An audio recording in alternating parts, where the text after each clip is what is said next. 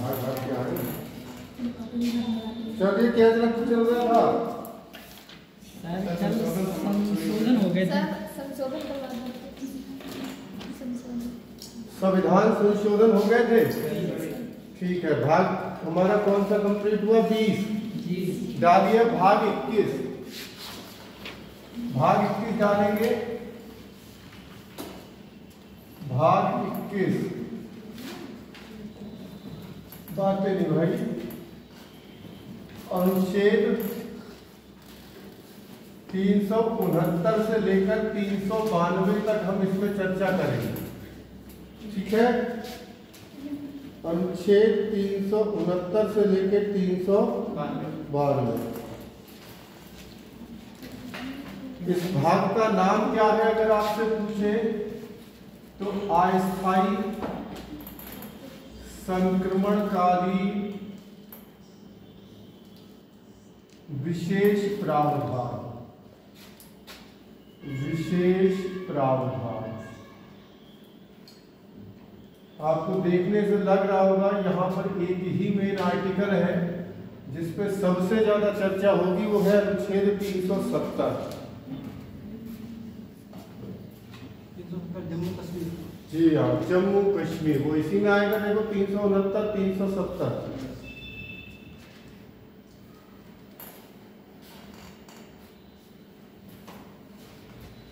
ठीक है, एक चीज समझिए, इस भाग में जितनी चीजें होंगी वो कैसी होंगी?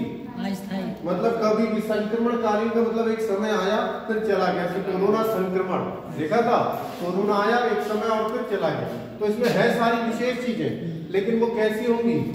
यानी उनको कभी भी आप हटा सकते हो और ला भी सकते हो। ठीक है, चलिए इसमें पहला आर्टिकल 369 लिख लीजिए, फिर 370 पे चर्चा करते हैं। 369 राज्य सूची के विषय में, राज्य सूची के विषय में संसद एक वर्ष के लिए, संसद एक वर्ष के लिए कानून बना सकती है। संसद एक वर्ष के लिए कानून बना सकती है।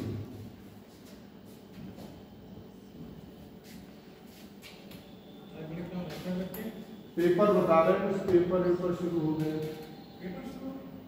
शुरू होने वाले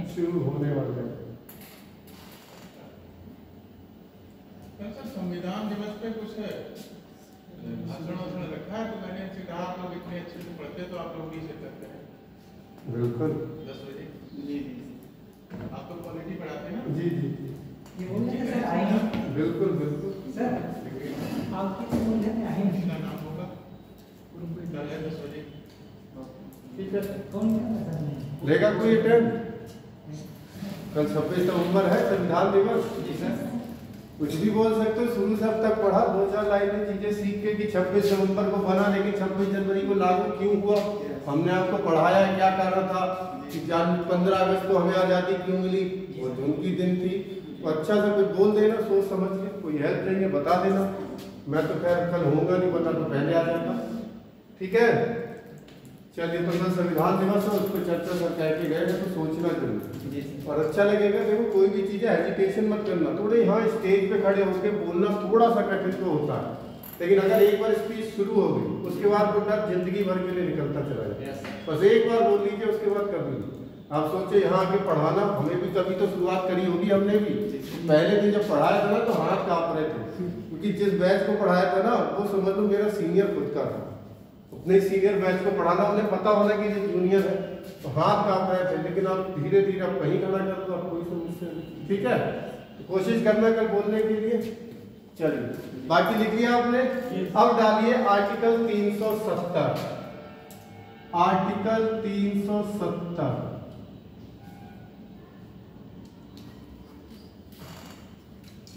अनुच्छेद 370। क्या 370 खत्म हो गई है?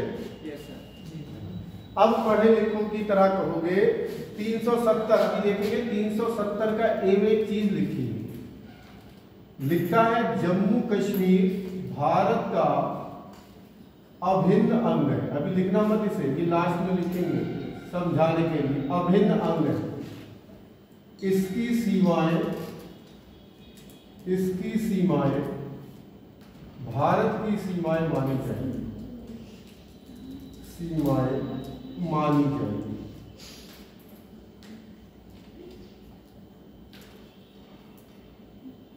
ठीक है, तो आप बताओ जम्मू कश्मीर आज भी भारत में ही तो है, चला गया कहीं? और उसकी सीमा आज भी भारत की, तो 370 के बाकी सारे प्रावधान खत्म करे गए, लेकिन 370 ए आज भी मौजूद है।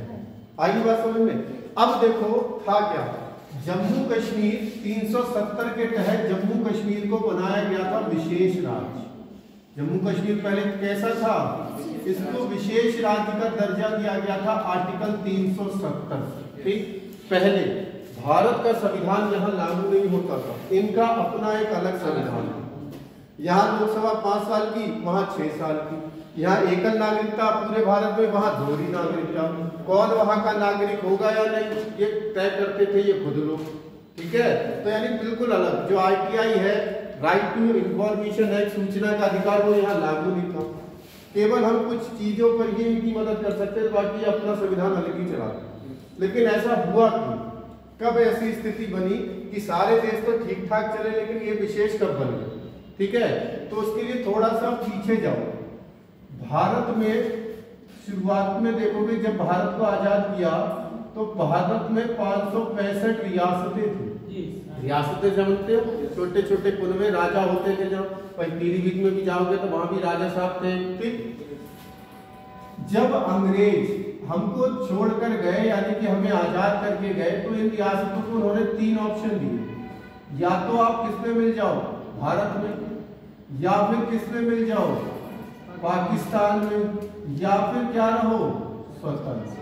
हर रियासत को ये 3 ऑप्शन दिए गए अंग्रेजों ने, मतलब अंग्रेज जाते जाते भी खेल खेल गए। ठीक, भारत में इन रियासतों के एकीकरण यानी एक करने का काम भारत में जो दिया गया था, वो दिया गया था सरदार पटेल। इनको दिया गया था सरदार वल्लभ भाई पटेल। ठीक, भारत को एक करने का जिम्मा इनको दिया था। इनका साथ दिया था VP मेनन। अगर इनके सचिव आपसे पूछे सचिव कौन थे जो इनके साथ थे, तो VP मेनन, VP मेनन साहब इनके साथ थे। अब इनको एकीकरण का काम दिया गया। ठीक, तो पूरा भारत तो लगभग एक कर लिया गया। 562 रियासतें ने तो तय कर लिया कि इनको करना क्या है। ठीक है, बाकी की जो रियासतें थी उसमें 3 रियासतें हमें परेशान करी, जिसमें एक थी जूनागढ़, दूसरी थी हैदराबाद, और तीसरी आज हम जिसकी चर्चा कर रहे हैं जम्मू कश्मीर। इनको मैं बता चलूं हालांकि शुरुआत में। ठीक है, जूनागढ़ कैसे विलय हुआ था, जो लोग नहीं थे तो मैं एक बार फिर बता देता हूं। तो जूनागढ़ का विलय हुआ था जनमत संग्रह द्वारा। काय के द्वारा विलय हुआ? यहाँ पर जो आबादी थी वो हिंदू थी, लेकिन राजा यहाँ मुस्लिम था। और राजा चाहता था कि हम पाकिस्तान में मिले, लेकिन जनता चाहती थी भारत में मिले। तो हमारे पटेल जी ने यहाँ जनमत संग्रह करा दिया। उन्हें समझ में आ गया था कैसे मिलाना है, जनता से वोटिंग करवाना। तो ज्यादा जब जनता ने वोट दिया कि भैया हम भारत में मिलना चाहते हैं, तो जूनागढ़ का भारत में मिले। हैदराबाद की भी कहानी हमने आपको बताई थी। ये सैनिक कार्यवाही द्वारा पटेल जी ने सैनिक कार्यवाही करी थी। यहाँ पर एक ऑपरेशन चलाया था जिसको बोलते हैं ऑपरेशन पोलो। बिल्कुल सही है, ऑपरेशन पोलो के तहत इसका क्या हो गया था, विलय। सैनिक कार्यवाही के द्वारा इसकी कहानी तो बता चुके। आज कहानी है किसकी, हमारे जम्मू कश्मीर में एक डोगरा शासक हुआ करते थे, और डोगरा शासक का नाम था हरि सिंह। क्या नाम था? हरि सिंह। जैसा जूनागढ़ में था, जस्ट इसका उल्टा था हमारे जम्मू कश्मीर में। यहाँ राजा हिंदू थे और ज्यादातर आबादी क्या थी, मुस्लिम। अब हरि सिंह ने कहा ना तो मैं मिलूंगा भारत में और ना ही मैं मिलूंगा कहाँ, और इन्होंने काम अपने आप को क्या रखेंगे, स्वतंत्र रखेंगे। और जैसे ही इन्होंने स्वतंत्रता की घोषणा की, वैसे ही पाकिस्तान ने क्या कर दिया, अटैक कर दिया। और ये बेचारे परेशान, क्योंकि इन्होंने सोचा ही नहीं था कुछ ऐसा होगा। ना इनके पास पर्याप्त सेना थी, ना इनके पास पर्याप्त हथियार थे। तो ना सेना पर्याप्त हथियार, भैया ये परेशान हो, तो इन्होंने मदद मांगी सरदार पटेल से कि सरदार पटेल जी हमारी मदद करिए, वो हम पे हमला कर रहे हैं। अब पटेल जी ने साफ साफ कह के भैया हम क्यों मदद करें, आप अगर भारत में मिलने को तैयार हो रहे हो तो हम आपकी मदद करेंगे, अन्यथा नहीं करेंगे। तो हरि सिंह बोले ठीक है भैया मिल जाएंगे, लेकिन हमारी कुछ शर्तें होगी, हम एक विशेष राज्य बनना चाहते हैं। तो पटेल जी पहले बोले एक तो भाई अटकी तेरी, ऊपर से शर्तें भी तू रखे, तो ये पॉसिबल नहीं है, मिलना है तो सीधे मिल जा, वरना नहीं। लेकिन फिर पीटी नेहरू यानी जवाहरलाल नेहरू के कहने पर बहुत जिक्र हुआ, तो ये लोग एक सलाह मांगने पहुंचे किसके पास, बी.आर. अम्बेडकर के पास, क्योंकि संविधान का जनक किनको कहते हैं, बी.आर. अम्बेडकर।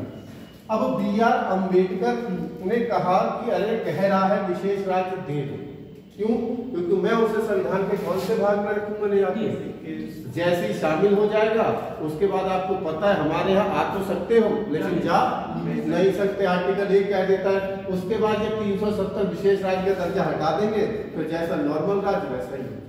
सोच बिल्कुल सही थी, लेकिन उसको हटाने में हमने इतने साल लगा दिए, 2019 लग गई, कहाँ 1950 से लेकर अब।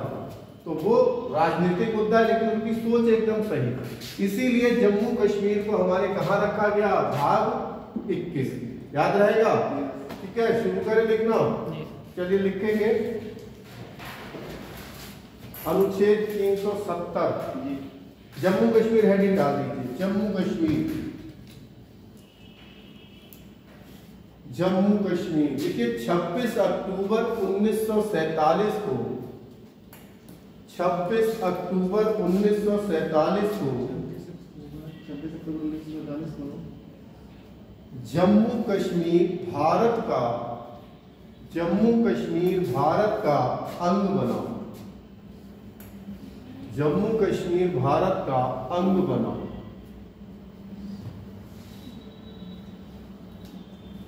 ठीक है, ब्रैकेट में डालिए, विलय पत्र पर हस्ताक्षर द्वारा, विलय जैसे शपथ पत्र होता है, ऐसे यहां विलय पत्र पर हस्ताक्षर द्वारा।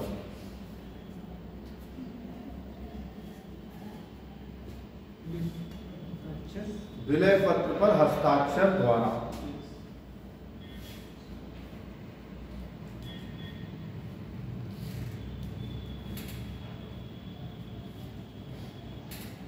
ठीक है, अगली लाइन से लिखिए, 26 नवंबर 1957 को, 26 नवंबर 1957 को, 26 नवंबर 1957 को जम्मू कश्मीर का संविधान पारित हुआ।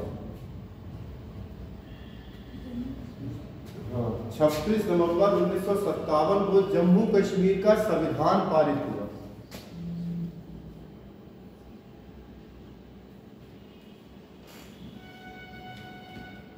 ठीक है, अगली लाइन से लिखेंगे, जम्मू कश्मीर का संविधान अलग, भारत के संविधान से, जम्मू कश्मीर का संविधान भारत के संविधान से अलग था। जम्मू कश्मीर का संविधान भारत के संविधान से अलग था। इसकी कुछ विशेषताएं निम्न थी लिख रहा हूं अब मैं, ये अब है नहीं ना, तो थी लिखवा रहा। इसकी कुछ विशेषताएं निम्न थी।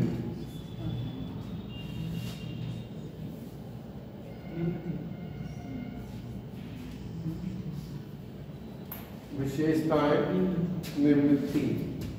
पहले लिखिए,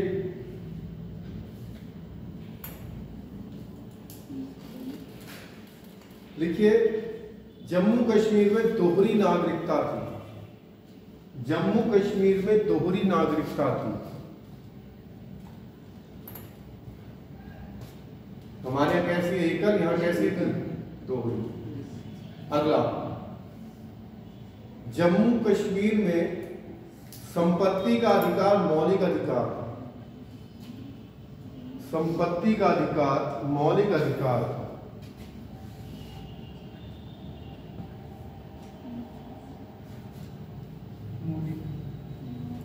ठीक है, हमारे हट गया था 78 में, लेकिन यहां मौलिक अधिकार।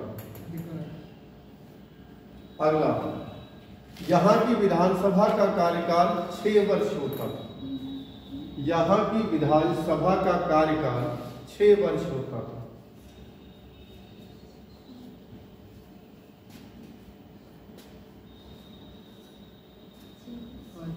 6 वर्ष होता।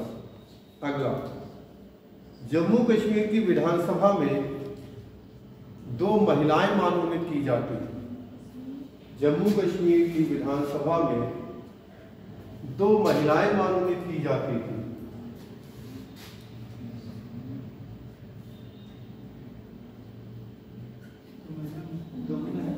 दो महिलाएं मनोनीत की जाती थी।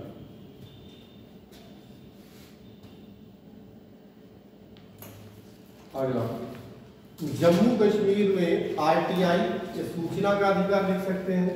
आरटीआई या सूचना का अधिकार, जम्मू कश्मीर में सूचना का अधिकार ब्रैकेट में आरटीआई लिख सकते हैं। तथा डीपीएसपी लागू नहीं थे, तथा नीति निर्देशक तत्व लागू नहीं थे। नीति निर्देशक तत्व लागू नहीं थे।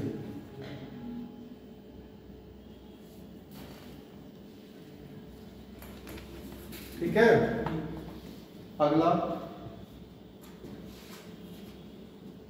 लिखेंगे, जम्मू कश्मीर के स्थायी नागरिकों को विशेष छूट थी। जम्मू कश्मीर के स्थायी नागरिकों को विशेष छूट थी। जम्मू कश्मीर के स्थायी नागरिकों को विशेष छूट थी।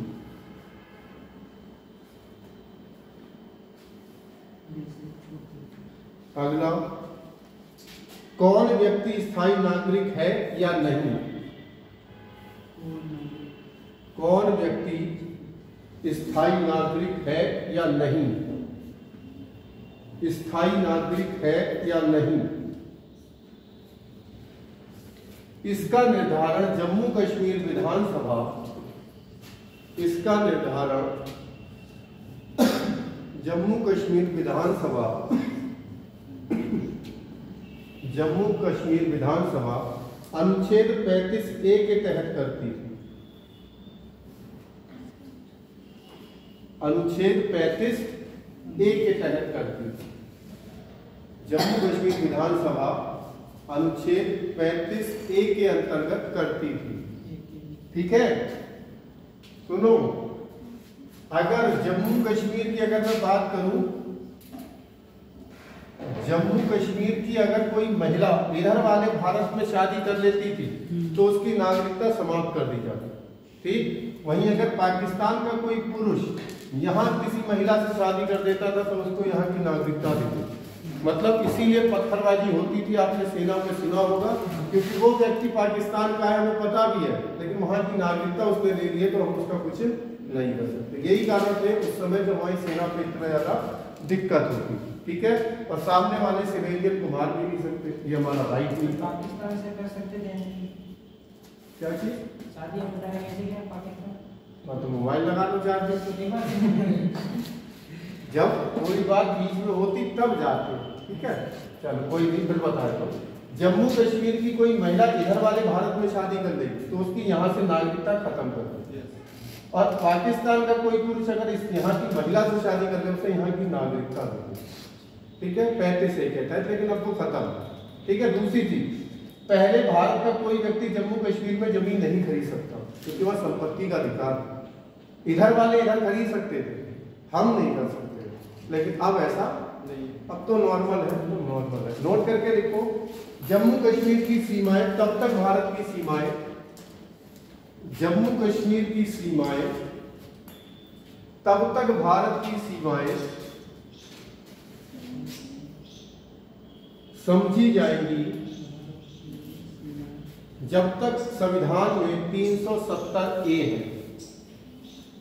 जम्मू कश्मीर की सीमाएं तब तक भारत की सीमाएं समझी जाएंगी जब तक संविधान में 370A है, या 370 है, लिखो, A नहीं लिखो, 370 है। जब तक अनुच्छेद 370 है, इसी कारण संसद ने 370A नहीं हटाई। इसी कारण संसद ने 370A नहीं हटाई। तो आपसे कोई पूछे 370 पूरा खत्म कर दिया तो आप कहोगे नहीं, इसका एक पार्ट अभी भी लागू है, 370A नहीं। याद रह गया? नोट करके एक लाइन और लिखिए। 31 अक्टूबर 2019 को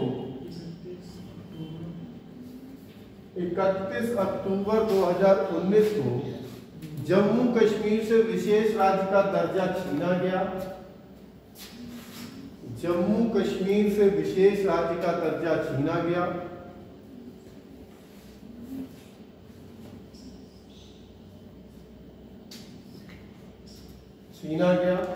तथा इसे 2 केंद्र शासित प्रदेशों में बांट दिया गया। 2 केंद्र शासित प्रदेशों में बांट दिया गया।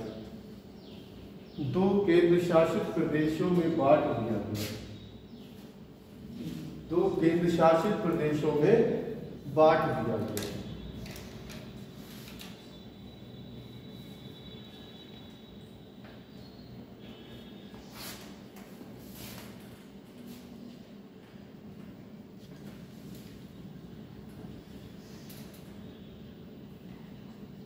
ठीक है। बाकी अगर समय मिलता है आगे तो 370 इस पे 31 अक्टूबर 2019 वाले पूरे विधेयक पे हम डिटेल से चर्चा करेंगे एक बार।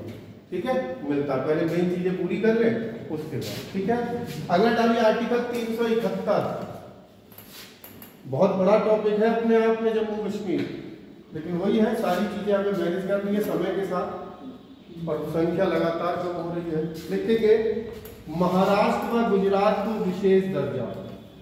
महाराष्ट्र व गुजरात को विशेष दर्जा। महाराष्ट्र व गुजरात को विशेष दर्जा। इस राज्य सब राज्यों को दर्जा ही है मेन में। ठीक है, महाराष्ट्र गुजरात को विशेष राज्य का दर्जा। आपको पता है हमारा इंडस्ट्रियल मामले में, व्यापार मामले में गुजरात नंबर 1 है और हमारी राजधानी अगर पूछे आपसे इकोनॉमी यानी आर्थिक राजधानी कौन सी है तो महाराष्ट्र की मुंबई। तो इसी वजह से इनको कुछ विशेष दर्जे दिए जाते हैं जिससे व्यापार में छूट हो। जैसे आप बंदरगाह पढ़ोगे, जैसे आपने सबसे बड़ा बंदरगाह मुंबई बंदरगाह, भारतीय कृषि का प्रवेश द्वार कहते हैं उसे। तो ये सब चीजें हैं, इस वजह से इनको विशेष दर्जा दिया गया। ठीक है, आगे भी लिखते जाइए। कुछ राज्य है जिनको विशेष दर्जा दिया गया है, बस फटाफट से नोट करते जाइए, मैं लिख देता हूँ। हेलीकॉप्टर आ गया यहाँ भी सैनिक कार्रवाई होगी। याद है हेलीकॉप्टर की कहानी? नहीं याद है? लिखिए 371 में ही है, ABC करके लिखते जाइएगा, ABCD लिखते जाइए, फिर एक लास्ट में लाइन लिखा देंगे। ठीक है,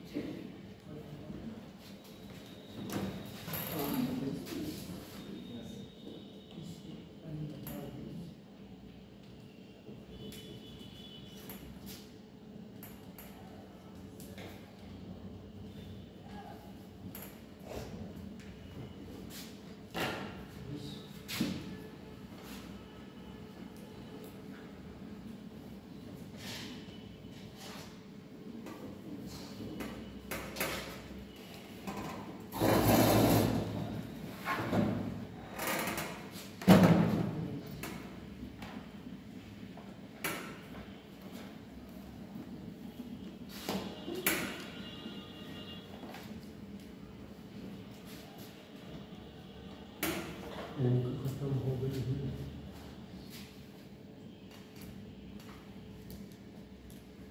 ठीक है,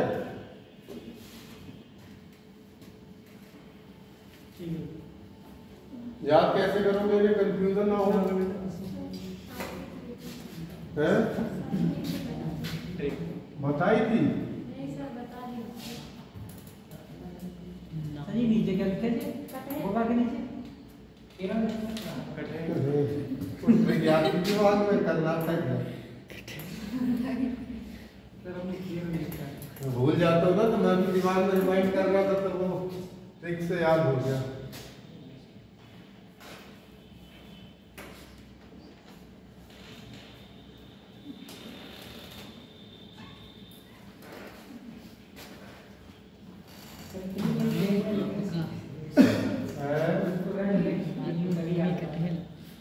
इनके कुछ तरीके भी होते हैं।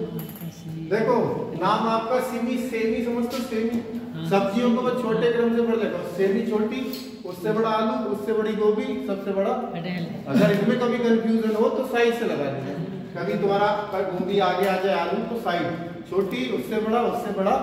ठीक है, ना से क्या हो गया आपका नागालैंड, ए से क्या हो गया असम, एम से क्या हो गया मणिपुर, आ से क्या हो गया आंध्र प्रदेश,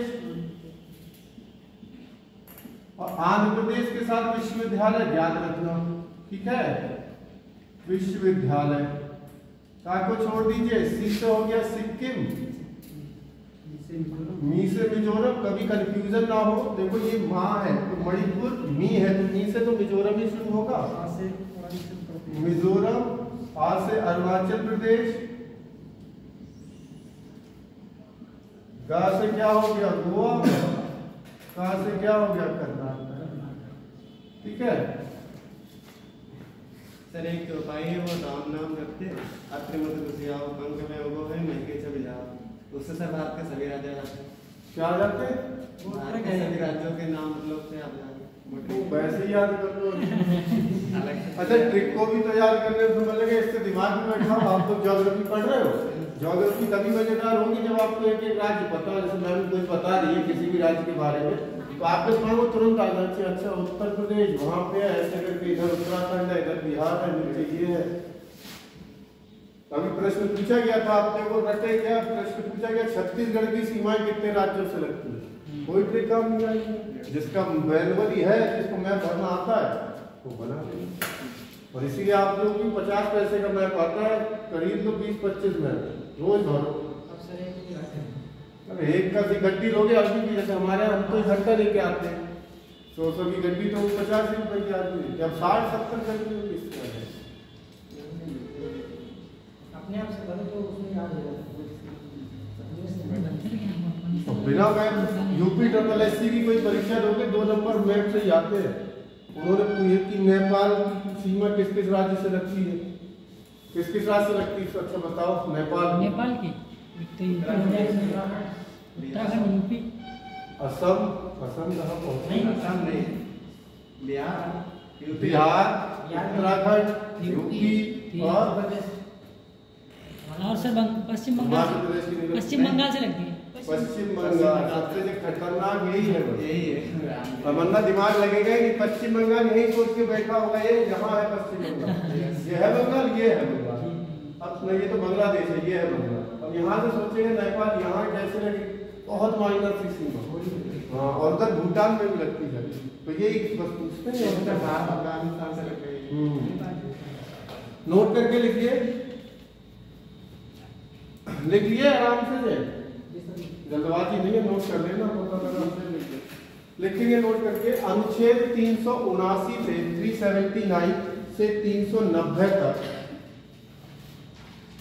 अनुच्छेद 379 से 90 तक 379, 379 से 390 तक निश्चित ब्रैकेट में रद्द कर दिए गए, रद्द कर दिए गए,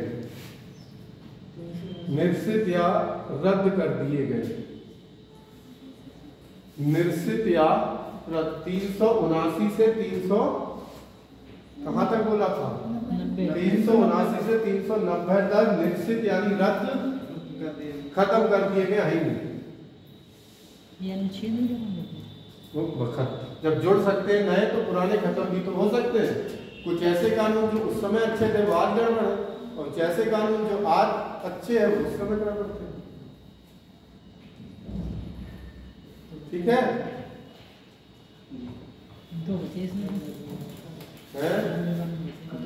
लास्ट अनुच्छेद लिखिए 392। 392 कठिनाइयों को दूर करना राष्ट्रपति का कर्तव्य होगा। कठिनाइयों को दूर करना राष्ट्रपति का कर्तव्य होगा।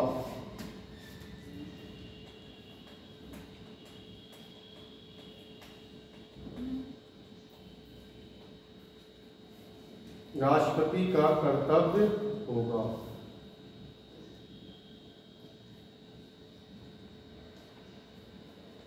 ये भाग्य हमारा क्या हुआ?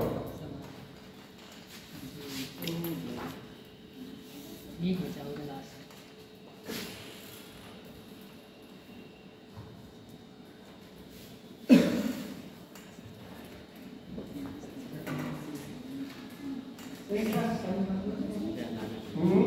सर जैसे कि कोई कठिनाई आएगी तो राष्ट्रपति का कर्तव्य होगा। अरे भाई, आप नेता के रूप में, लीडर के रूप में कैसे जानते हो? राष्ट्रपति को तो जानते हो, उसके पीछे कौन है? प्रधानमंत्री। ठीक है, तो वो नहीं का तो कर्तव्य होगा जब हम उनको चुन रहे हैं। सर तो आपको करना ये शब्द इसलिए प्रयोग कर दिया, क्या पता भविष्य में क्या है।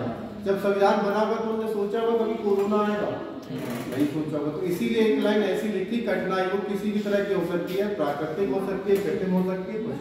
अब हर चीज तो लिख नहीं सकते कि कोरोना आ जाए, ब्लैक फैल जाए, तुमने एक लाइन लिखी बस, जैसा भविष्य। ठीक है, डालिए भाग 22।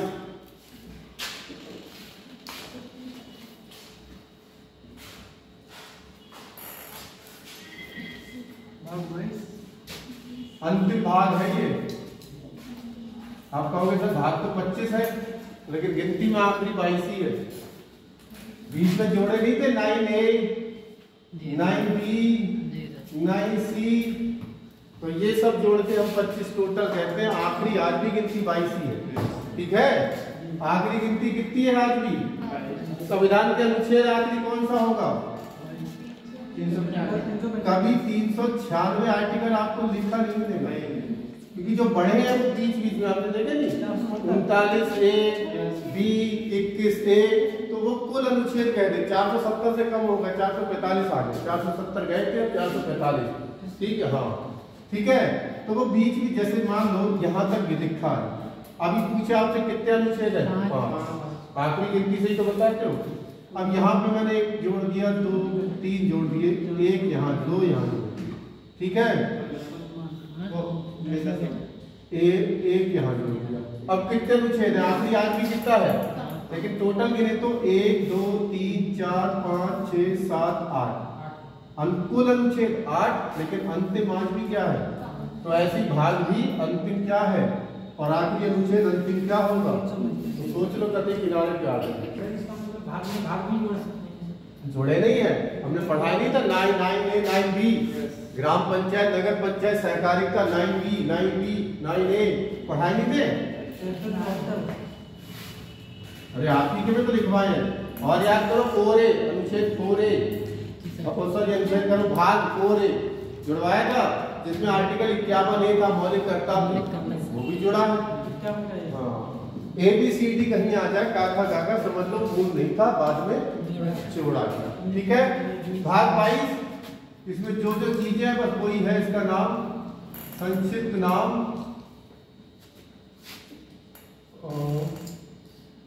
प्रारंभ की तिथि,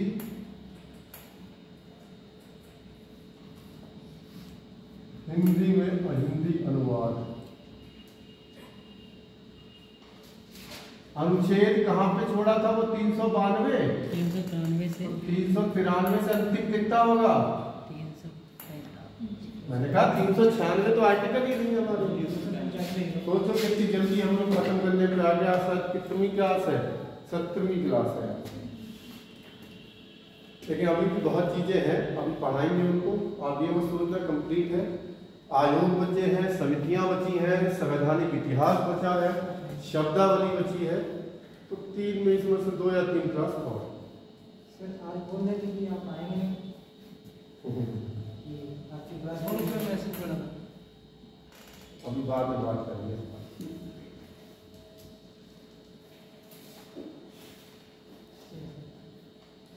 मैंने छुट्टी ली थी लेकिन वो ये भूल गए कि आज कल के लिए कि कल परसों के लिए, इस वजह से करा। मैंने तो 3 दिन के लिए कहा था। सर मैं ग्रुप में ऐड नहीं। सही है, कितने कम हो उतना अच्छा।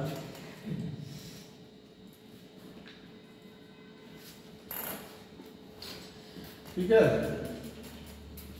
चलिए लिखते हैं आर्टिकल का लिए 393। छोटे छोटे से आर्टिकल हैं और यही चीजें बताएंगी जो यहाँ लिखा हुआ है। ठीक है,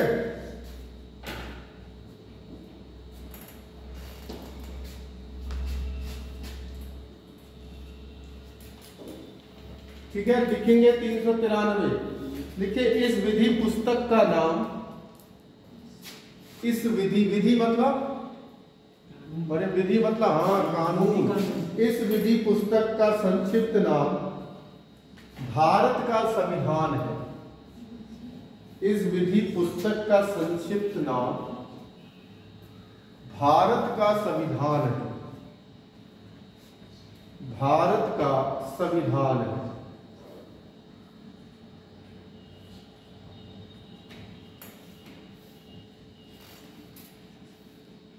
ठीक है, हर किसी के कानून होते हैं। जैसे इस्लाम धर्म के कानून क्या होते हैं, शरिया कानून। हिंदू धर्म में क्या होता है, विधि विधान। ऐसे ही हमारी जो किताब है इसका नाम क्या है, हिंदुओं की पहले आपने सुनी होगी मनुस्मृति। मनुस्मृति में हमारे कानून थे। ठीक है, तो अब जो हमारी कानून की किताब है जो हम इतने दिन से पढ़ते हैं, तो उसका नाम क्या है, भारत का संविधान। अगला डाल दीजिए आर्टिकल 394।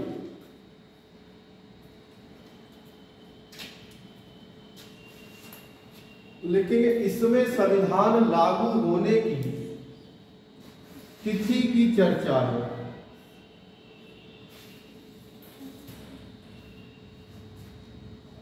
इसमें संविधान लागू होने की तिथि की चर्चा है।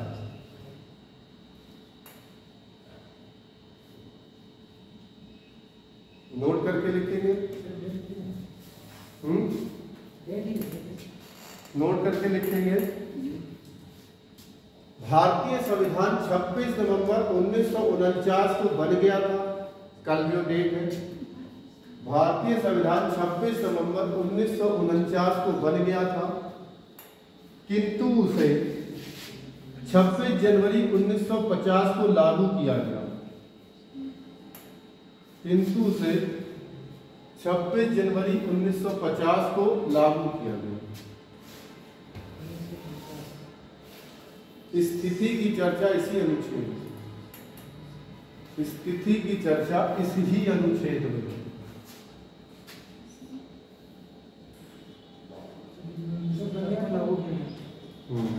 ठीक है, इस दिन बता दिया था इन्होंने इस आर्टिकल में 394 में कि भैया हम लोग पूरी तरह से, देखो आंशिक रूप से लागू कब हुआ, अगर प्रश्न आए आंशिक रूप से लागू कब हुआ, 26 नवंबर। हाँ, आंशिक रूप से लागू कब हुआ था बेटा, 26 नवंबर 1949। इस दिन हमने बताए थे कितने अनुच्छेद लागू हो गए थे, 15+1 अनुच्छेद लागू कर दिए। तो आंशिक का मतलब है कुछ अंश तो इसने लागू कर दिया, लेकिन अगर यही देखें तो पूर्णतः लागू कब हुआ, अब पूर्णतः लागू हुआ 26 जनवरी 1950।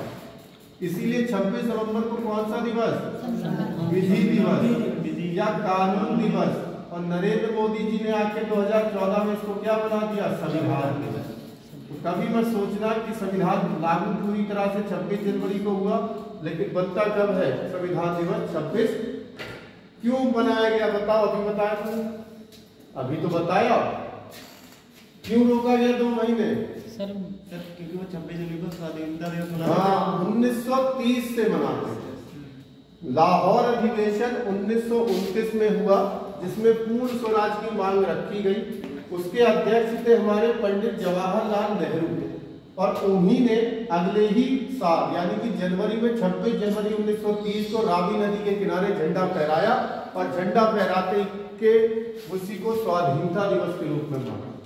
और इसी वजह से हम 26 जनवरी को क्या मनाते थे? स्वाधीनता दिवस।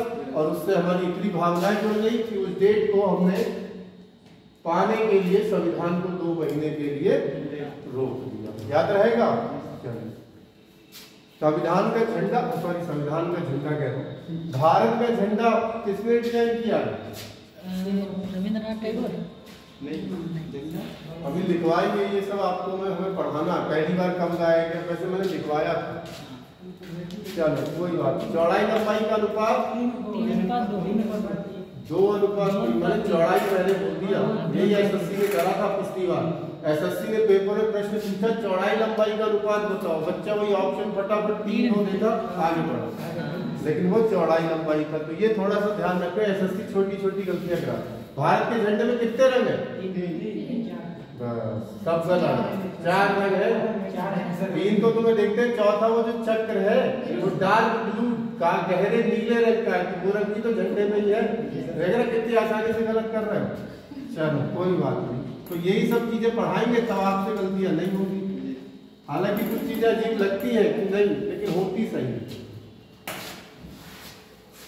ठीक है, डालिए आर्टिकल 394A।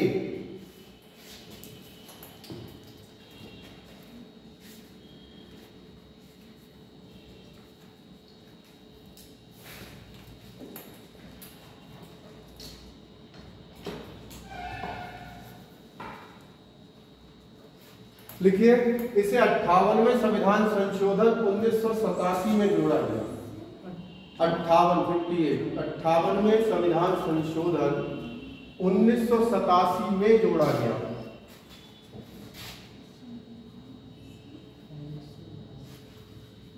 इसके तहत राष्ट्रपति की अनुमति से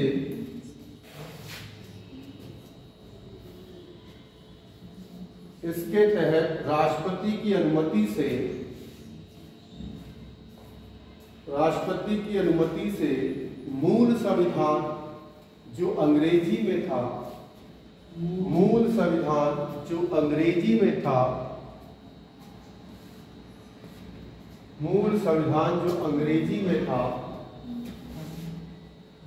उसका हिंदी अनुवाद किया गया। मूल संविधान जो अंग्रेजी में था उसका हिंदी अनुवाद किया गया।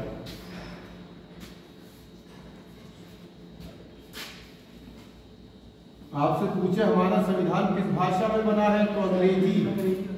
किसने लिखा? हम एक व्यक्ति अपनी कॉपी घुमा रहा है कि मिल जाए कहीं लिखा, लिखवा चुका हूं इसीलिए बता रहा। ठीक है, और कोई बात नहीं। इंग्लिश का संविधान भूल जाओ, लिखा था प्रेम बिहारी नारायण। यूपी पुलिस में ये पूछा जा चुका है, प्रेम बिहारी नारायण राय जाता। इन्होंने अपने हाथों से लिखा था अंग्रेजी में, और लिखने में बेटा 6 महीने लगे। कितने महीने लगे थे? तो आपसे पूछे जो हमारा संविधान है या मूल संविधान है, मूल का मतलब होता है जो पहले बना, जो मेन है, वो किस भाषा में है? इंग्लिश।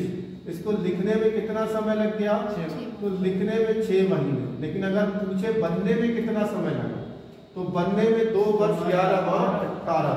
याद रहेंगे? ठीक है। बाद में हम इसका 1987 में हमने क्या किया? इसका हिंदी में अनुवाद किया।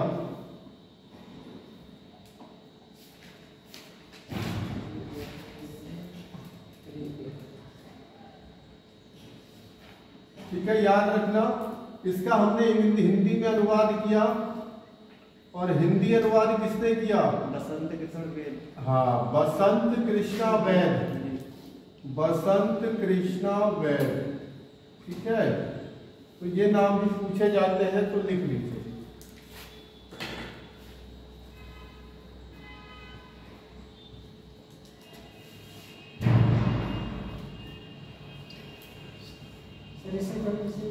उसी समय से नहीं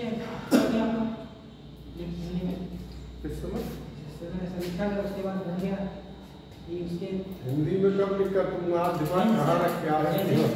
जैसे कि सर इंग्लिश में लिखा गया उसके बाद 1-2 साल बाद हिंदी में किया गया पहले जैसे अभी आर्टिकल क्या लिखा है देखो। किंतु भारतीयों के मतलब इसको स्वीकार नहीं किया था। अगर लिखो देखा तो क्या लिखा है आर्टिकल।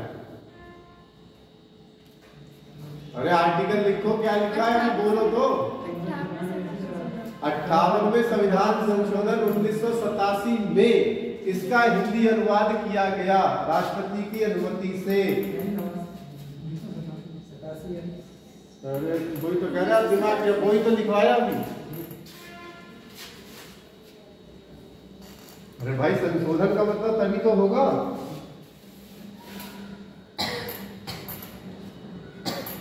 तो कब हुआ हिंदी अनुवाद? 1987। अंग्रेजी चलती रही, राजभाषा नहीं पढ़ा, हिंदी प्रयोग होती रहेगी, लेकिन हिंदी के साथ 15 साल तक अंग्रेजी करती, फिर परमानेंट इंग्लिश करती।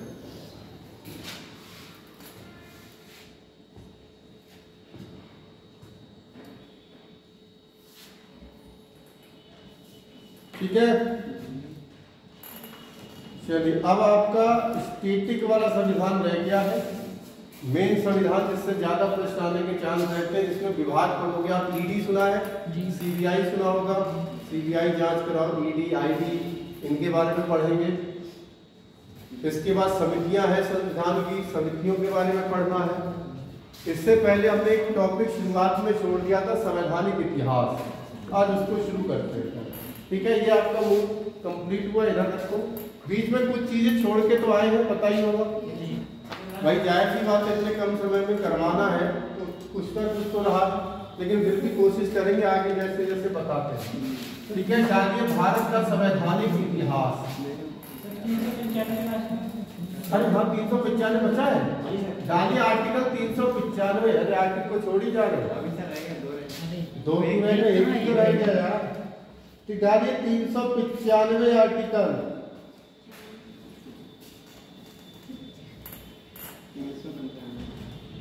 देखिए, इस संविधान के लागू होते ही,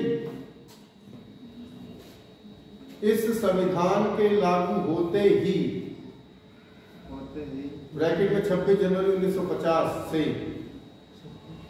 26 जनवरी 1950 से अन्य सभी नियम रद्द हो जाएंगे, अन्य सभी अधिनियम रद्द हो जाएंगे, अन्य सभी अधिनियम रद्द हो जाएंगे,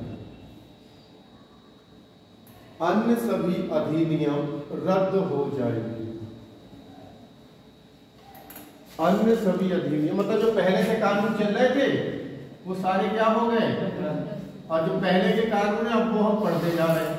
हमने शुरू में इसलिए इसको नहीं पढ़ाया क्योंकि शब्दावली कठिन होती है, आपको समझ में नहीं आता। अब चीजें समझ में बहुत आसानी से आएंगी। ठीक है, डालिए भारत का संवैधानिक इतिहास। भारत का संवैधानिक इतिहास।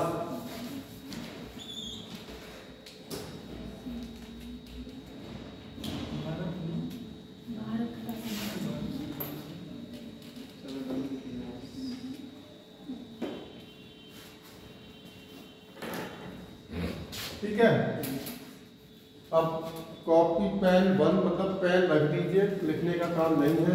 5-10 मिनट।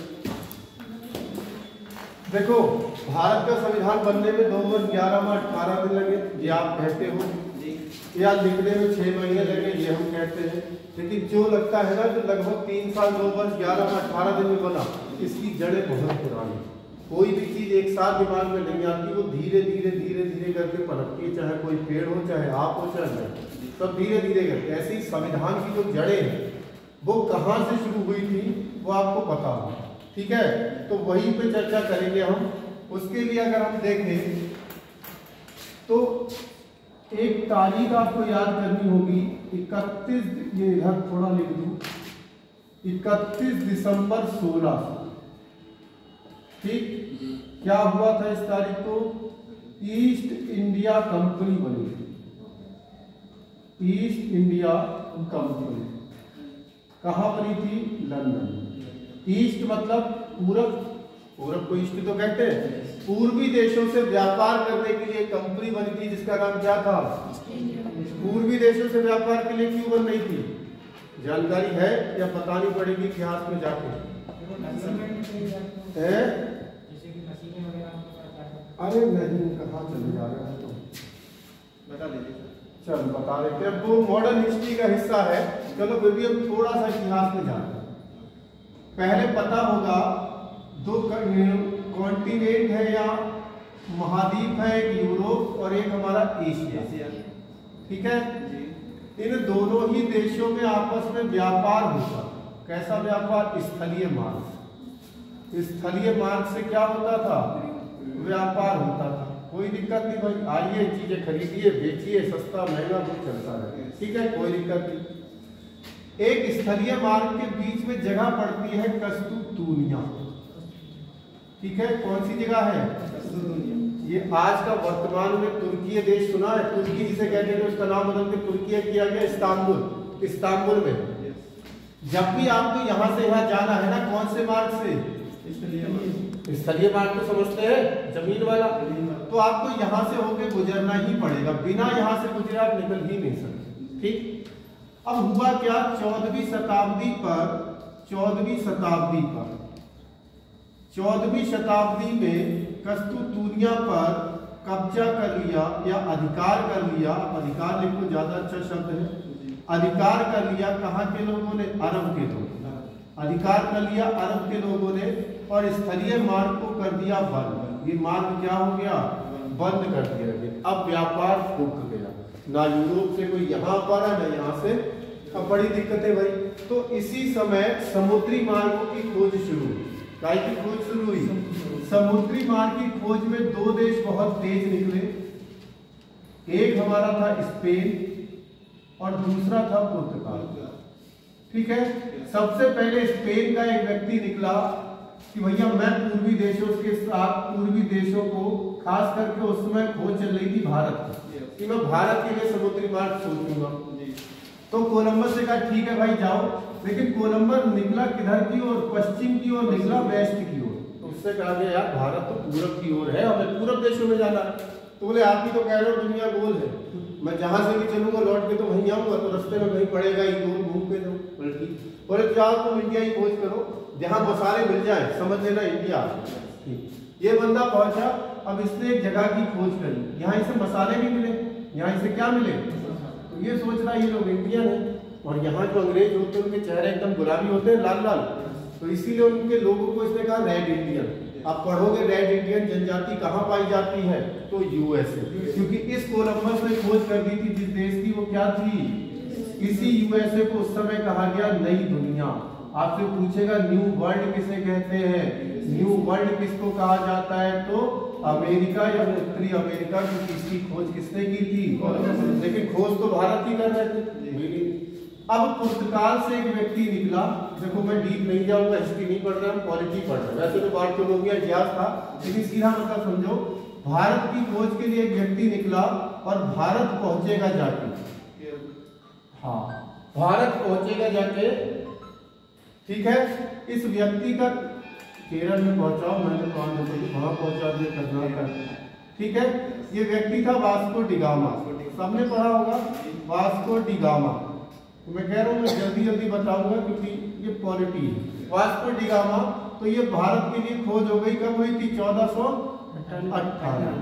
तो भारत के लिए भैया पहुंचा, केरल पहुंचा, कालीकट, राजा जमोरिन, वो सारी चीजें आप हिस्ट्री में पढ़ना। अब यहाँ से ये लेके गया मसाले, यहाँ से क्या लेके गया? मसाले, और वापस अपने ही देश में बेचे। पुर्तगाल की राजधानी क्या है? लिस्बन। ये लिस्बन से आया था, ये कैपिटल है, ठीक है। अब ये वापस गया, इसने मसाले बेचे, और मसाले बेचने के बाद पाया कि इसको कितना फायदा हुआ? 60 गुना फायदा, सारे खर्चे निकालने के बाद। सोच के देखो बिजनेस, आप 1 लाख लगाओ और आज के जमाने में और आपको कितना मिले? बिजनेस अच्छा है बुरा है? बहुत ज्यादा अच्छा है। भारत में मसाले इतने ज्यादा पसंद किए गए यूरोप में। पसंद किए जाने का कारण क्या था? यूरोप ठंडा इलाका है, यहाँ के लोग नॉनवेज, मीट, मांस, मछली बहुत खाते हैं, और आप में से जो भी खाता होगा उसे पता होगा बिना मसालों के नॉनवेज का कोई स्वाद नहीं। इसी वजह से हमारे मसाले इतने पसंद हुए, और ये खबर की इतना फायदा उठा दिया भैया, ये खबर पूरे यूरोप में फैली। अब हर कोई चाहता था कि हम भारत के साथ क्या करें? व्यापार। अंग्रेज जहां व्यापार करने जाते थे वहां कब्जा कर लेते थे अपनी कूटनीति से। तो पहले तो वो इधर उधर दुनिया के देशों पे कब्जा कर रहे थे। भारत पर उनकी नजर जब पड़ी तो वो देश कौन सी थी कि अब से एक कंपनी बनाते हैं भारत के साथ व्यापार करने के लिए। उस कंपनी का नाम क्या बताया? East India company. और उस समय यहाँ महारानी होती थी एलिजाबेथ। एलिजाबेथ प्रथम कह दीजिए या एलिजाबेथ टेलर। कंपनी पहुंची एलिजाबेथ के पास। कंपनी क्या 216 लोग थे, उन्होंने मिलकर एक कंपनी बना ली। उसी को नाम क्या दे दिया? ईस्ट। पूरब की तरफ है, इंडिया जानते ही हो, कंपनी पूरब के देशों में व्यापार करने के लिए कंपनी पहुंचती है रानी साहिबा के पास कि भैया रानी साहिबा, हम पूरब के देशों से व्यापार करना चाहते हैं, आप हमें अधिकार पत्र दीजिए, अनुमति दीजिए। बोली अनुमति की क्या जरूरत, जाओ वहां से माल खरीदो, अपना लाके बेचो, फायदा होगा तो तुम्हारा नुकसान होगा। बोली ना, हम चाहते हैं कि आप हमारी सुरक्षा की जिम्मेदारी लो। अगर हमें वहां कोई दिक्कत हो, परेशानी हो तो हमारी सुरक्षा कौन करे? रानी साहिबा और उनके सैनिक। और इसके बदले एक मोटी रकम देगी, वो मोटी रकम देगी कंपनी किसको? रानी साहिबा। याद रहेगा। ऐसे एग्जाम्पल भारत की टाटा कंपनी है, क्या केवल भारत में व्यापार करती है? सभी देशों में करती है। तो उसकी सुरक्षा की जिम्मेदारी है भारत सरकार। उसके बदले भारत सरकार एक मोटा पैसा लेती है टाटा कंपनी से। ठीक है, तो ऐसे ही इन्होंने लिया। इन्होंने कहा अच्छा ठीक है जाओ, और इन्हें को कितने साल का? 15 वर्ष का अधिकार पत्र मिल गया कि ठीक है 15 वर्ष की परमिशन मिल गई। जो भी पैसे तय हुए वो दे दिए गए। 15 साल तक इनकी सुरक्षा कौन करेगी? ब्रिटेन करेगा, रानी साहिबा। ठीक, भारत में आ जाते हैं। भारत में उस समय चल रहा था मुगल साम्राज्य। क्या चल रहा था? मुगल साम्राज्य। ठीक है, मुगल साम्राज्य सुना होगा, किसने स्थापना की थी? बाबर का बेटा हुमायूं। हुमायूं का बेटा अरे अकबर का बेटा जहांगीर का बेटा शाहजहां का बेटा औरंगजेब का बेटा बहादुर शाह प्रथम, जहादारा, फर्रुखसियार, रफीउद्दौला, रफीउद्दौला, मोहम्मद शाह, आलम शाह, अहमद शाह। उसके बाद लास्ट है बहादुर शाह द्वितीय। ठीक है, लेकिन मेन इतने ही है, याद हो जाएंगे।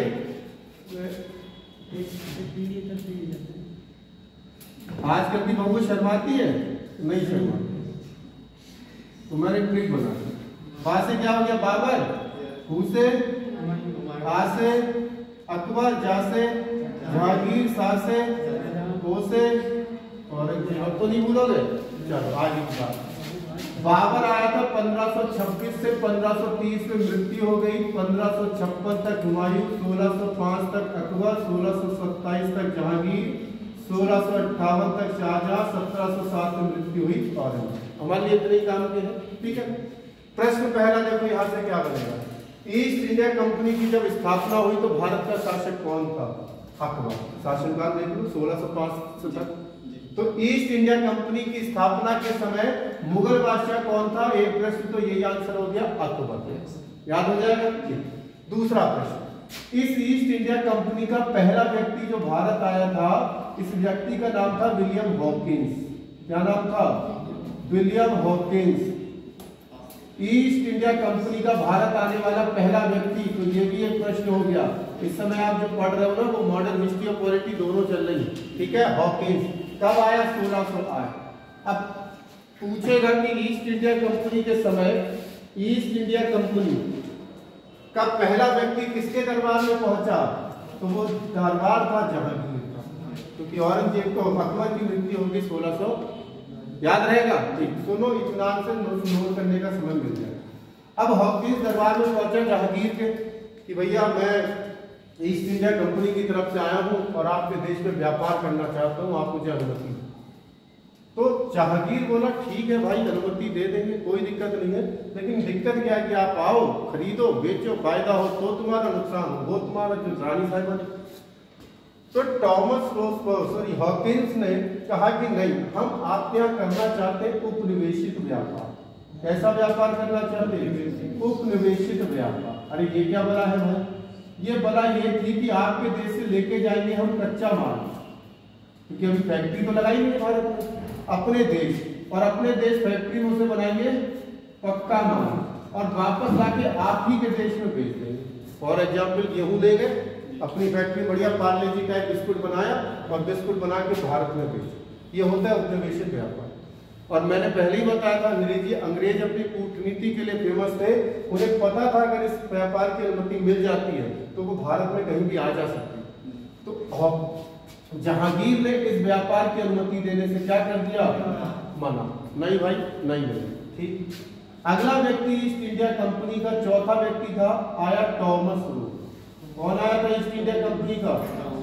Thomas Roe. ये आया 1615। एक चीज और, जहांगीर ने हॉकिंस को एक उपाधि दी थी, इंग्लिश खां। ठीक है, कौन सी उपाधि दी? अरे आप किसी अंग्रेज को हिंदी बोलते हुए सुनना अच्छा लगेगी, तो ऐसे ही इन्हें फारसी बोली तो इसको सुन के अच्छी लगी तो इससे उपाधि दी थी इंग्लिश खां। पहले किसी को टोंट मार देते थे ना तो वो उपाधि हो जाती। तो ये उपाधि भाई राजा मारना है ना, हम तो मारेंगे नहीं, राजा मारे तो हो जाए। ठीक है, चलो। अब 1615 में कौन आ गया भारत?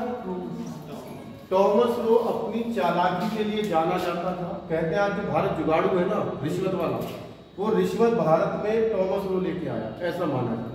ये अपना काम कराना जानता था किसी भी कीमत पर, कोई भी जुगाड़ टुगाड़ लगाता और अपना काम निकाल। ठीक। अब भैया इसने कहा तुम्हें परमिशन नहीं मिली, देखो मैं लेके दिखाता हूं। इसने सोचा कि चलो देखते हैं जहांगीर की कोई ना कोई तो कमजोरी होगी। और जितने हमारे मुगल बादशाह थे इन सबकी कमजोरी थी इनकी बेगम यानी बाई। केवल एक औरंगजेब ऐसा व्यक्ति था जिसकी एक पत्नी थी और जिसने कभी कोई नशा नहीं किया, जिंदा पी। पढ़ोगे जब आप बाकी सबसे ज्यादा शादी हमारी कितने की थी? हालांकि ये विवादित है, लिखा जाता है 17,500 से ज्यादा शादियां, लेकिन ये विवादित है, ऐसा हो नहीं सकता। ठीक है, जजिया कर, अब इसी में आओगे इतिहास में। जजिया कर की शुरुआत 711 ईस्वी में औरंगजेब अकबर ने बंद किया था, इसलिए दोबारा शुरू कराया था। लगाया नहीं था, लगाने वाला था मोहम्मद बिन कासिम। मैंने कहा इतिहास में मत जाओ, यही रहा। ठीक। अब देखो, टॉमस रो ने सोचा कमजोरी ढूंढे। जहांगीर की पत्नी का नाम था नूरजहां। क्या नाम था? और टॉमस रो को समझ में आ गया था अगर मैंने नूरजहां को मना लिया तो मुझे अनुमति मिल जाएगी, क्योंकि नूरजहां की बात टाला नहीं करते थे। अब भैया टॉमस को किसे खुश करने पहुंच गया? अब महिला से जा रहे हो पसंद करने तो क्या लेके जाओगे? यानी कि उपहार। अब एक टेंशन ये भी थी उपहार में लेके आ जाए, लेकिन वो रानी है, सोने चांदी की कमी तो उसमें होगी नहीं, कोहिनूर तक इनके पास था उस समय का। ठीक है, तो ये क्या करा, उस समय भारत में आए आर्टिफिशियल गहने, नकली सोना नकली चांदी देखते हो, ये बढ़िया करके आए, पैक कराए और ले गए नूरजहां के पास।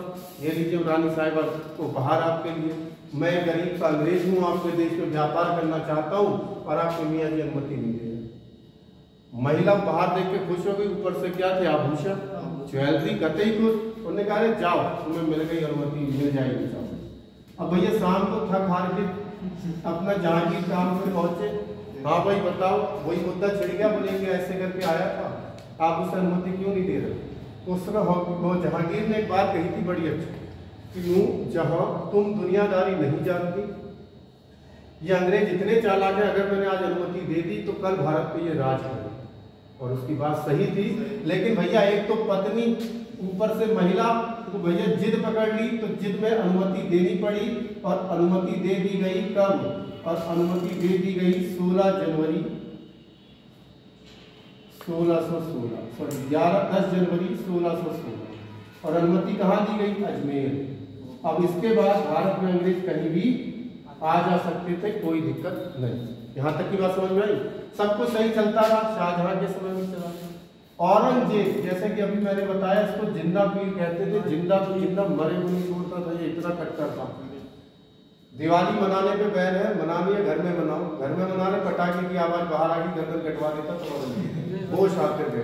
ठीक। अब इसके समय में ईस्ट इंडिया कंपनी थोड़ी ठंडी रही, कोई दिक्कत नहीं है भाई, शांत रह लो थोड़ी देर।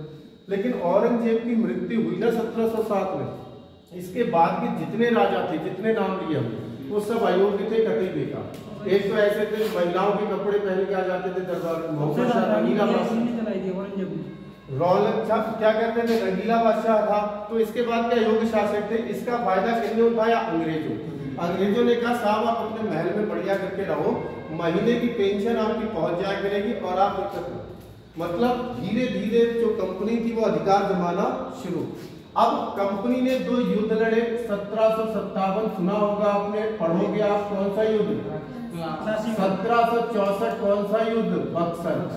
अब ये कंपनी ने 2 युद्ध लड़े, जीती तो ईस्ट इंडिया कंपनी, लेकिन फिर याद करो, लड़ रही थी, राज कर रही थी ईस्ट इंडिया कंपनी, लेकिन सैनिक किसके पिट रहे थे? कि युद्ध किनके सेना की लड़ रहे थे? अब यार ये परेशान हो गई, कह रही ये कंपनी गई तो व्यापार करने थी, अब तो ये गड़बड़ कर रही, सैनिक हमें पिट रहे, तो अब इस कंपनी को कंट्रोल करना चाहिए, ये कंपनी ज्यादा कूद रही है, इसको क्या करो। तब पहला एक्ट आया था 1773 रेगुलेटिंग एक्ट। रेगुलेटर होता है आपके यहाँ, क्या करता है? गैस को कंट्रोल। तो ईस्ट इंडिया कंपनी को कंट्रोल करने के लिए महारानी साहिबा द्वारा भेजा गया पहला एक्ट कौन सा था? Regulating act. और यहीं से हमारे संवैधानिक इतिहास की क्या होती है? शुरुआत। और यहीं से आज हम पढ़ना शुरू, ठीक है। लेकिन जितनी चीजें बोर्ड पे इसमें आपको 50 प्रश्न मिल जाएंगे। ईस्ट इंडिया कंपनी कब बनी, कहां बनी, कौन रानी थी, कितने वर्ष का अधिकार दिया, किसके समय में भारत आई, हॉकिंस किसके समय में आया, अनुमति किसने दी, कब दी, कहां दी, इंग्लिश का कौन था, तो ये सारी चीजें इधर वाला तो है, ठीक है। तो नोट कीजिए, फिर आगे बताते हैं।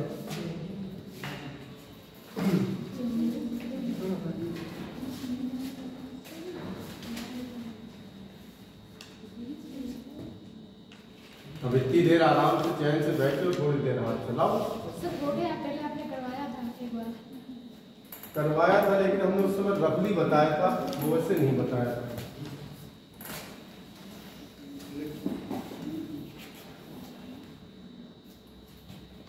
सर इसी से घूस शुरू हुई है ऐसा कुछ नहीं है, कहा जाता है, किताबें जो कहती है। अब क्या पूछ रहे थे बताओ, क्योंकि अभी क्वालिटी पढ़ रहे हैं, अगर इतिहास पढ़ाने का मौका मिले 1000 सवाल, ये पहली बार तो रहेगा ही नहीं कोई डाउट।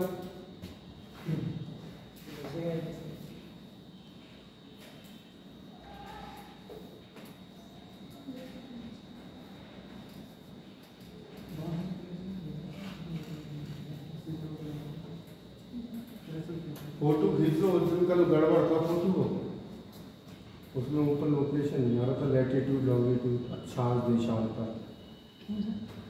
देखा नहीं, मैंने भेजा था। हाँ सर, आपने लिखा था वो ठीक नहीं आया, मतलब ठीक नहीं, मतलब वो लिखा नहीं था।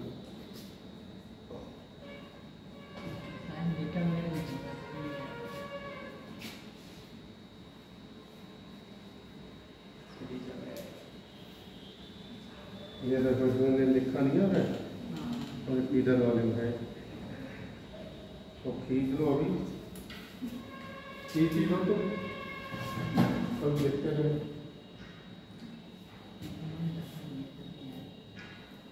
क्या हुआ? सर डाटा नहीं था शायद, तभी नहीं आया। अरे तो डाटा मुझसे हॉटस्पॉट कनेक्ट करना है।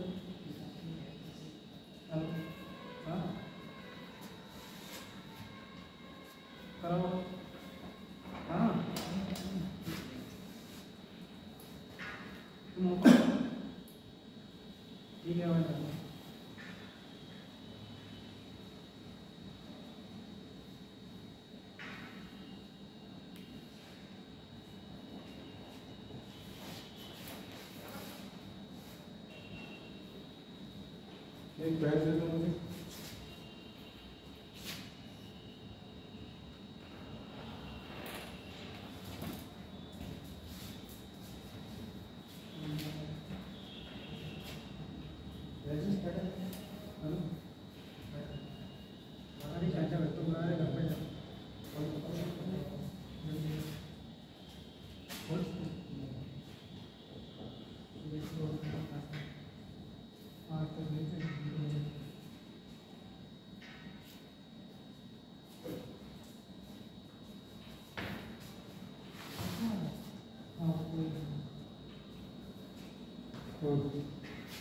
नीला पेन ले लें, आराम से आराम से।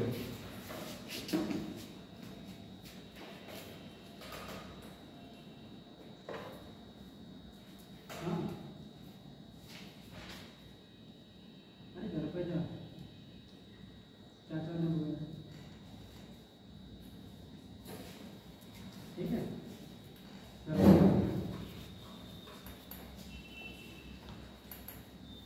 जैसे तो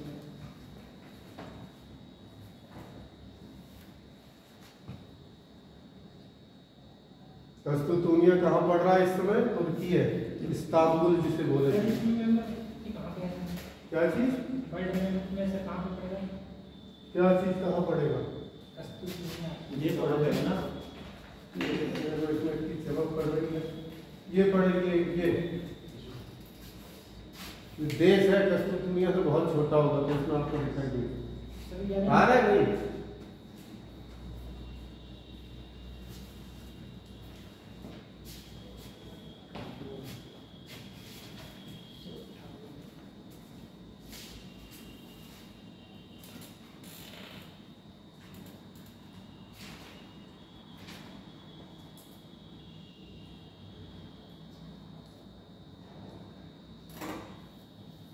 लोग जाना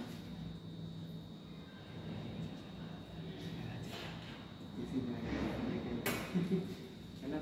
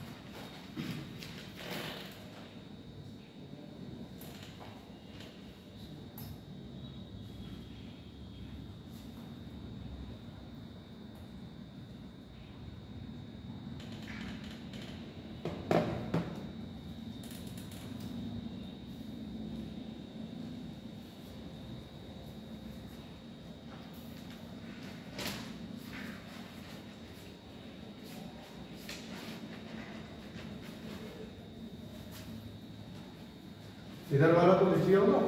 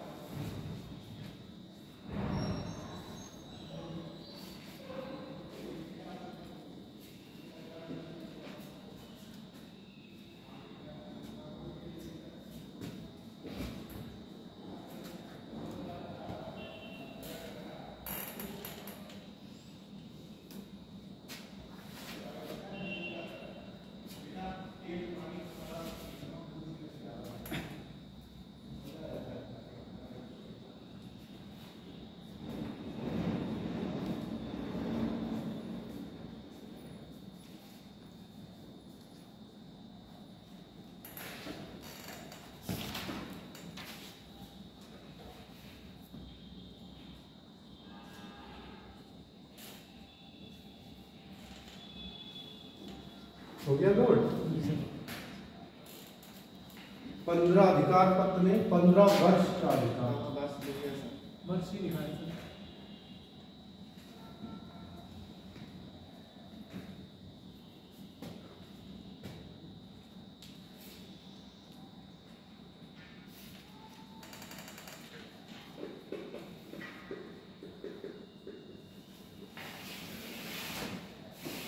ठीक है, शुरू करें। जो लिख लो कोई।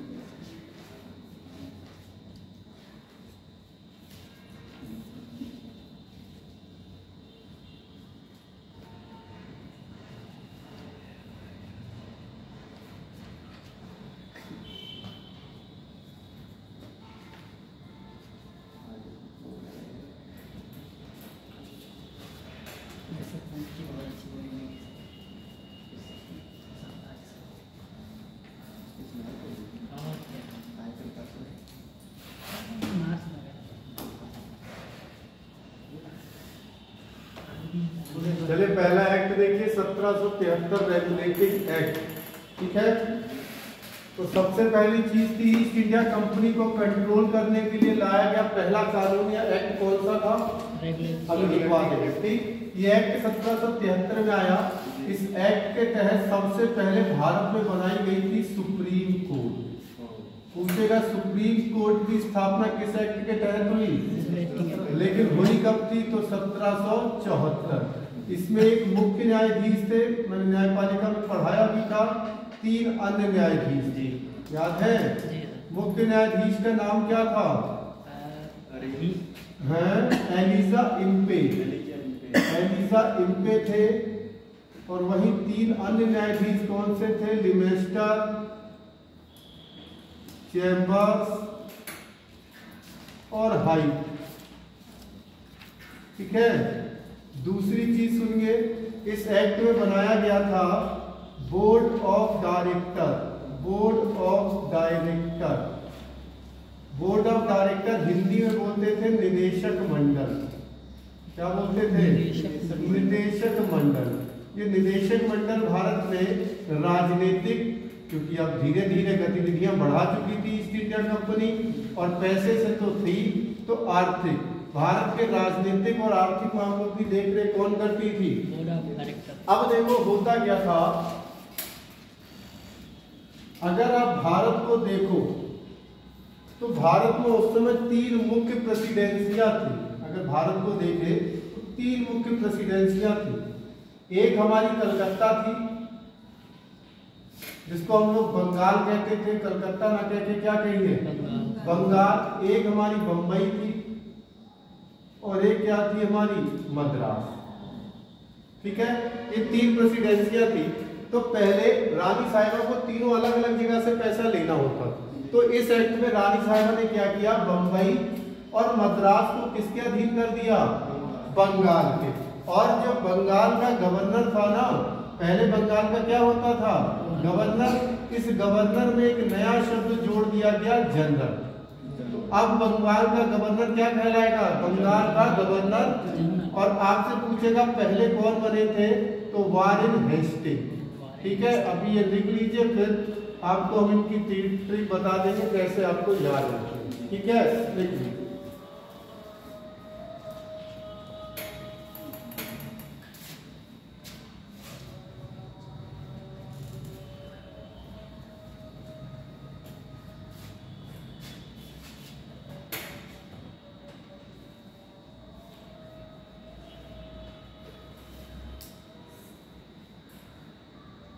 लिख लीजिए, फिर ये वाली लाइन ये और वो 2 में लिखवा दूंगा।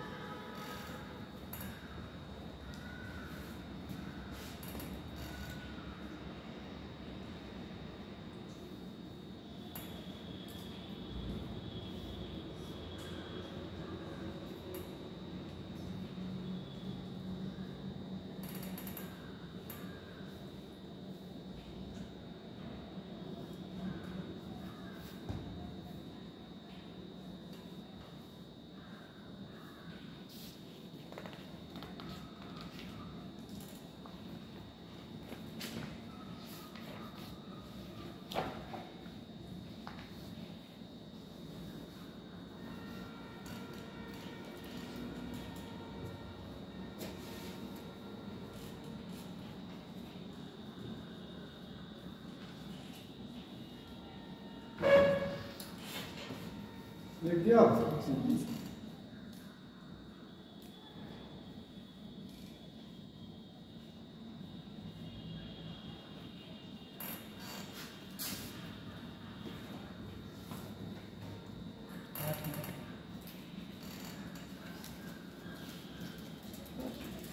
लिखिए नोट करके।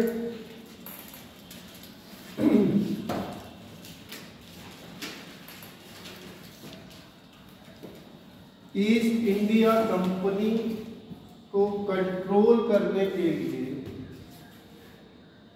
ईस्ट इंडिया कंपनी को कंट्रोल करने के लिए या नियंत्रित करने के लिए, ईस्ट इंडिया कंपनी को नियंत्रित करने के लिए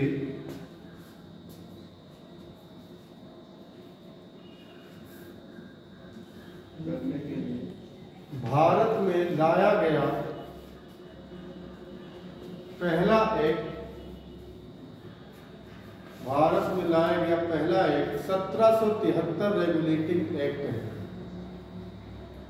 पहला एक्ट 1773 रेगुलेटिंग एक्ट है। ठीक है, लेकिन इसके तहत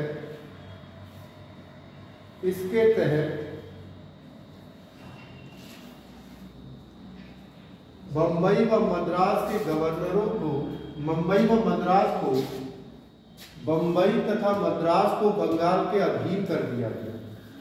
बंबई तथा मद्रास को बंगाल के अधीन कर दिया गया।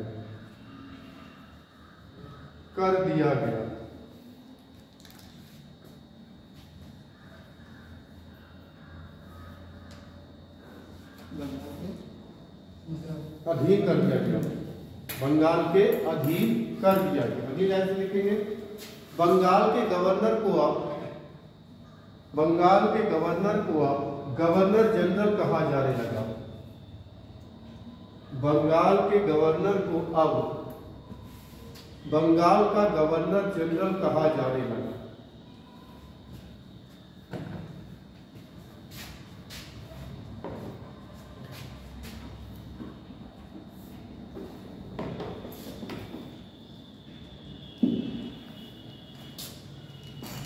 ठीक है,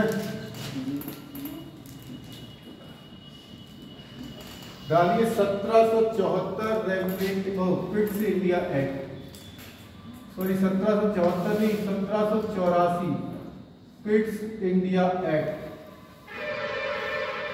फिट्स इंडिया एक्ट।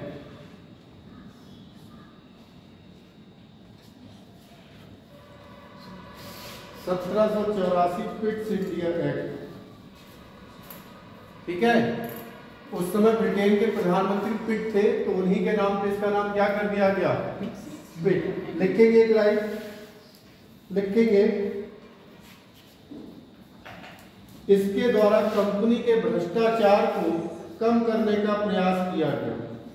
कंपनी के भ्रष्टाचार को कम करने का प्रयास किया गया। कंपनी के भ्रष्टाचार को कम करने का प्रयास किया गया।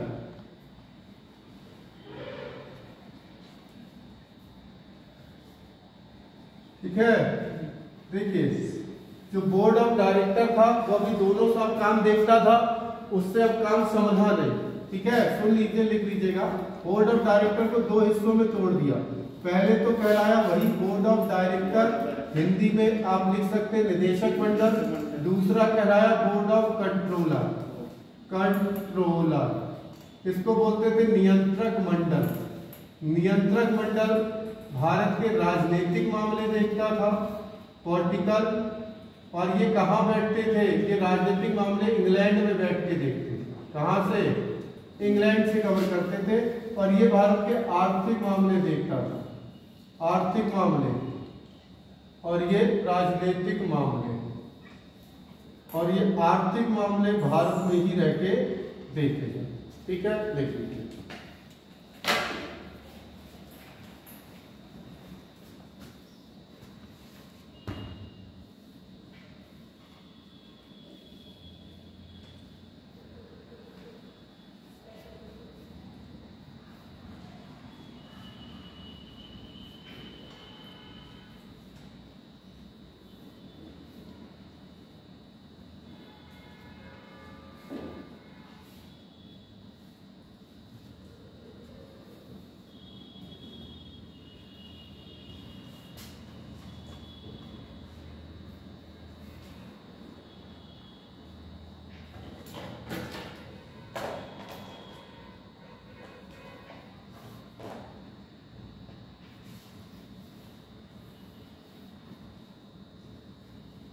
तो राजनीतिक मामले जो कंट्रोल किए जाते थे वो इंग्लैंड से, ब्रिटेन से, और आर्थिक मामले भारत में रह के ही इनको कंट्रोल किया जाता था। 2 भागों में बांट दिया। इनमें है तो बहुत कुछ एक्टों में, लेकिन हम मेन में लिखा रहे हैं जो आपके एग्जाम के लेवल से पूछा जाता है।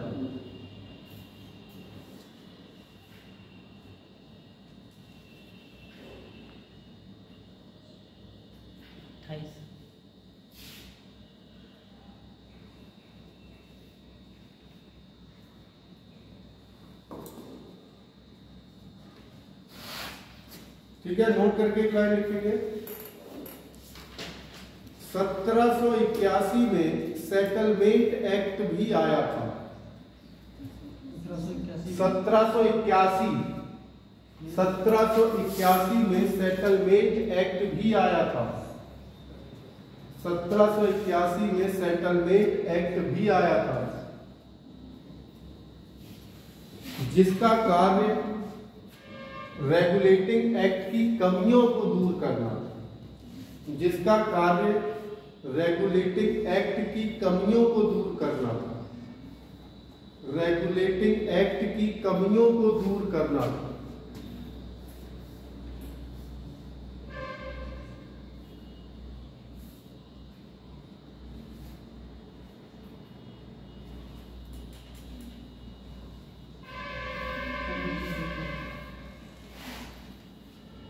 ठीक है, ये हो गया।